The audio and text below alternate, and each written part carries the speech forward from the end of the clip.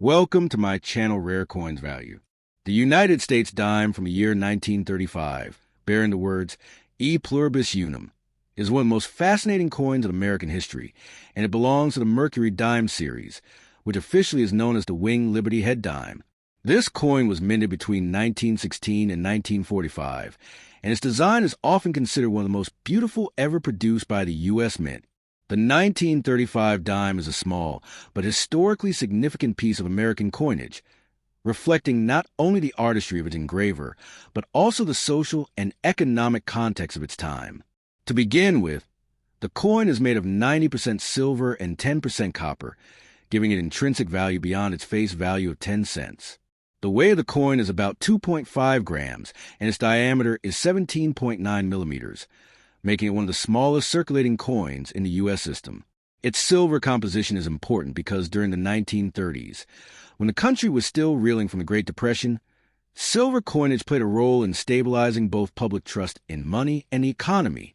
The presence of E pluribus unum, a Latin phrase meaning out of many one, on the reverse of the dime, symbolized unity and the formation of the American nation out of many states and diverse peoples. This motto had been used on U.S. coinage since the late 18th century, and its inclusion on the 1935 dime connects it to the broader ideals of American democracy and strengthened unity.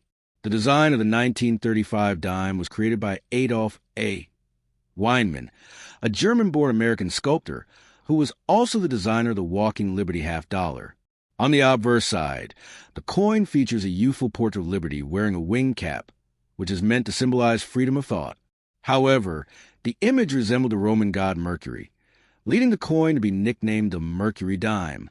Liberty's face is beautifully detailed, showing fine artistry, and around the portrait are inscriptions such as Liberty, the phrase, "In God We Trust," and the year of issue, 1935. On the reverse side, the coin depicts a fasces, an ancient Roman symbol of authority and unity, consisting of a bundle of rods bound together with an axe protruding from the top. Alongside the fasces is an olive branch representing peace. Together, they symbolize the balance between America's strength and its desire for peace. Around the design of the inscriptions, United States of America, one dime, and the motto, E pluribus unum. This combination of classical imagery and national ideals makes the Mercury dime not only a piece of money, but also a small work of art and a reflection of the values of its era. In terms of historical background, 1935 was a year in which the United States was still enduring the effects of the Great Depression, a period of widespread unemployment, poverty, and economic uncertainty. At the same time, there was a sense of cautious recovery as New Deal programs introduced by President Franklin D. Roosevelt were beginning to take hold. The Mercury dime circulated widely in everyday commerce during this time, used in small transactions such as buying a newspaper, a loaf of bread, or even paying part of a bus fare. Because it was made of silver, it was also trusted by the public in a way that paper money sometimes was not. The durability and wide circulation of the 1935 dime meant that it became part of the daily lives of millions of Americans, passing from hand to hand in markets, shops, and workplaces. Each coin carried with it the symbolism of unity, liberty, and resilience, making it more than just a piece of currency. It was a token of endurance in a challenging era. From a collector's perspective, the 1935 Mercury dime is an interesting coin because it was minted in large numbers and is therefore not considered extremely rare, but its silver content ensures it always has intrinsic value.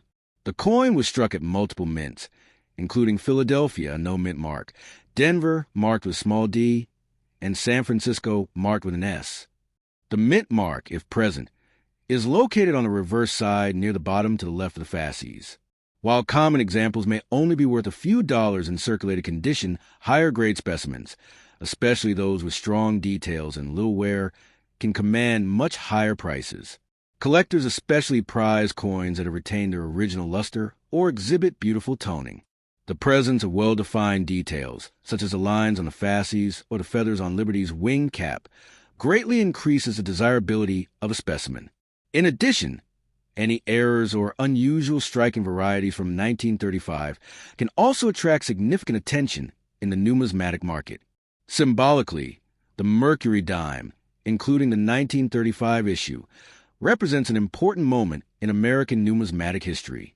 It combined classical imagery with national ideals, bridging the gap between ancient traditions of authority and America's modern values of freedom, unity, and peace.